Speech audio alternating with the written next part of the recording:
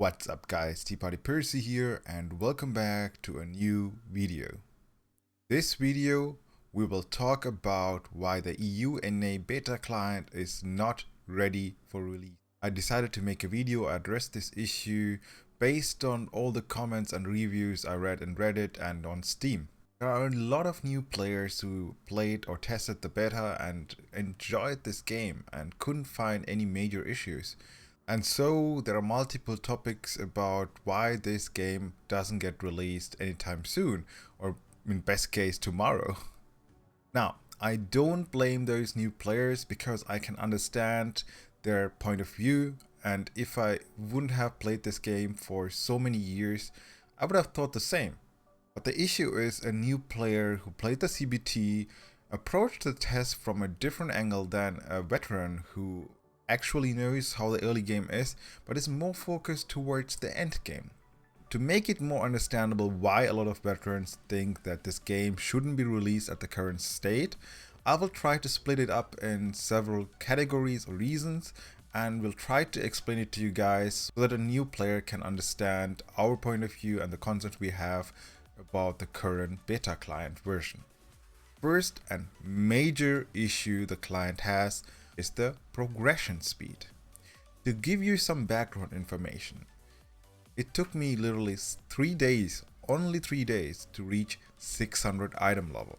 Sure, people might say, okay, I know life, or I'm just a veteran, I know what to do.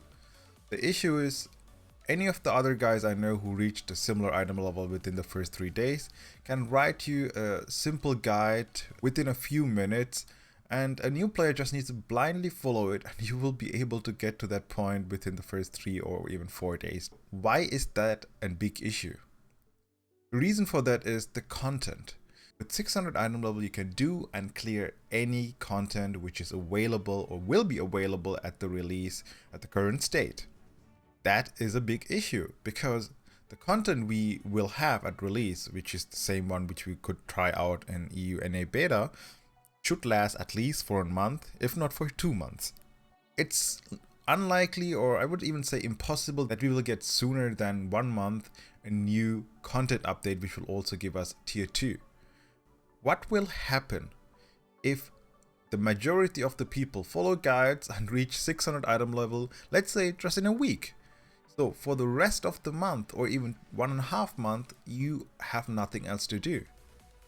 Some might argue, hey, isn't that the same for ARPGs like Path of Exile, Diablo, where you have a new season, you play it for a few weeks, and then you wait for the next season? Nah, that's not the case for Lost Ark. Lost Ark is an MMO ARPG. So the tier 1 content is enough and should actually last for 2 months. But the biggest issue here is that the rewards we get by doing specific quests, or especially island quests, are overtuned. Some island quests on the current EUNA client will reward you with so many upgrade materials that you can just boost through tiers or item level thresholds within a few hours. I know that some might say, hey, isn't that the same in Korea and on Russian version? Yes, you are right. We have on the other 2 regions or 3 regions these boosts, so you get the same amount of materials like we get or got on the EUNA client.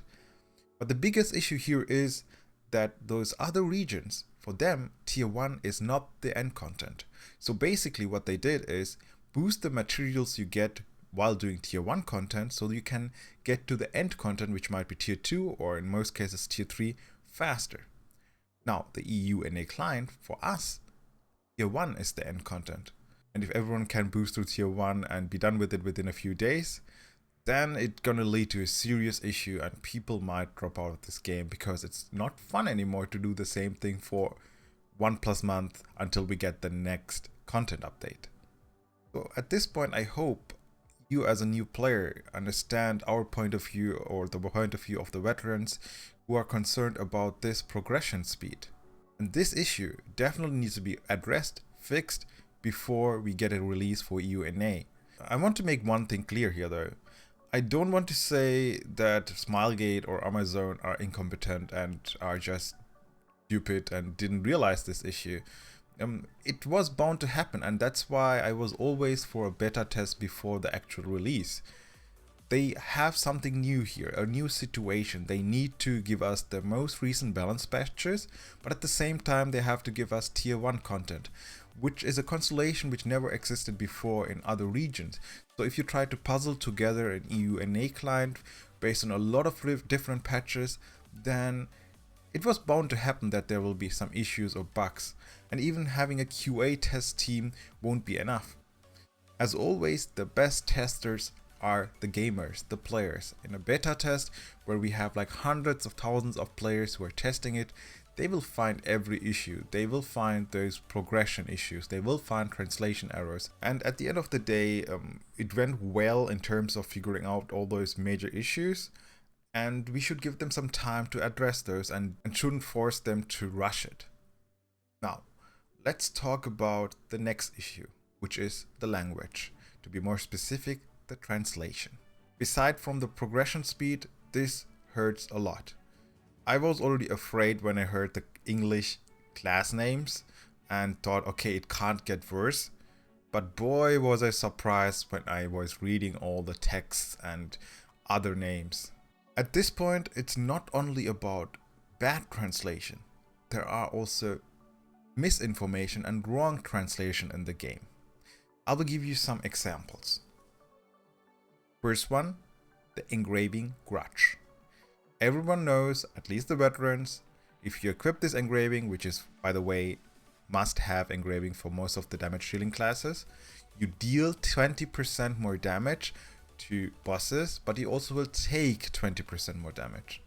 But according to the English translation or the EUNA client, you deal 20% more damage and you take less damage, so 20% less damage, which is simply wrong. Then we have, for example, the skill affix. You know, there are guardians where you have to break their armor with destruction mechanics. There are combat items and skills which will assist you with that, and if you paid closer attention to it, you would have spotted this issue.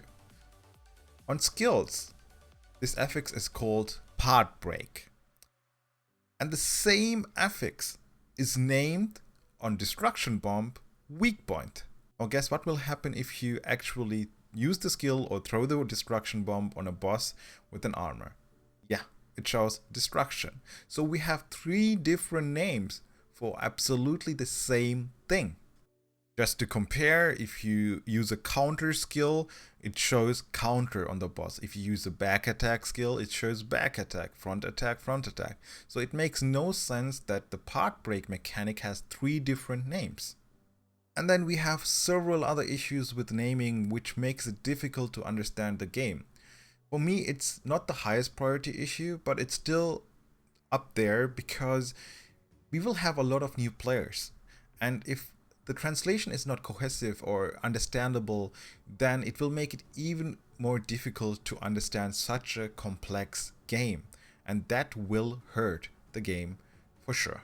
The issue I see here, or the reason I think why so many errors are in this game, or the translation errors, is because Amazon Games, or the third-party company who was tasked to translate this game or localize this game, they tried to translate the Korean names word by word and without giving a lot of thoughts about what makes sense. As a side info, when we had the last Korean beta and we were about to get the release, I was kind of proofreading for a guy who was making the first English patch for the EUNA community. I remember it took that one guy about a month to translate all those things into English, and he did it just by himself. And I remember he didn't just translate it word by word. He put in a lot of time and thoughts about what makes sense, will the players be able to understand that, and he did a great job there. It was 3 years ago, or more than 3 years ago, and we still use on the current English patch those names he gave for specific mechanics and contents, because it just makes sense and everyone can understand it easily. I wish Amazon would have put in as much effort as that one guy, but I'm really disappointed about this. This hurts me once again, actually more than the issue with progression. Besides from all the other issues, naming a Soul Master's identity hype or naming an engraving disrespect, I don't get it. I think this is disrespecting the game itself. But once again, I don't want to blame Amazon Games or any other companies and shit talk them because I expected those issues to happen, at least not the exact same one, but some to happen. That's why I'm happy we had this beta, and I want to give them some time. I wish they will take this time to address those issues. Last but not least, I should maybe address the bugs, right? And yeah, I'm surprised too. I expected to encounter way more bugs and issues. It wasn't the case. Surprisingly, there weren't many bugs. I'm pretty sure a lot of you guys who are new to this game were surprised too. I'm sure you were used to a game which goes into beta having game-breaking bugs, which was the case in the last few years if you tried out new MMORPGs. But this one was different. There weren't many bugs or any game-breaking bugs at all, as far as I know. That's why I think a lot of people once again wanted this game to get released, if possible, tomorrow. But yeah, I hope now you have a better overview about the situation of the EU NA client, and I hope you will agree with us that it should be fixed. The progression and the translation, at least the progression, should be fixed before we get the final release. Okay, that's it. That's what I wanted to talk about with you guys today. This entire video was made unscripted. Sorry for all the mistakes I made. I just wanted to get it out there before I focus on other stuff regarding Lost Ark. I hope you guys enjoyed the beta. I really enjoyed it. I mean, I played all those things already and I was bothered with the progression speed, but that doesn't mean I didn't enjoy the beta at all. It was fun to play with you guys and be able to write in English. Along the way, I had fun to do those mechanics or the Abyss dungeons, which I already did like 1,000 times by now. But this was different because I had a few new people in my pack group or random group, and they were actually friendly enough and asked if they couldn't understand stuff, and I used this opportunity to write in the chat what the mechanics are, and overall I really liked the atmosphere in the game. At the end, if you like this video or if you want to see more, then leave a like and subscribe to this channel, as every other YouTuber would say. And you can of course check out my Twitch stream. I will once again stream in an irregular interval. Since the beta is over, I will focus on some other stuff. As mentioned in my previous video, it will get revealed soon TM. Until then guys, thanks for watching. Have a nice day. Bye bye, your Tea Party Percy.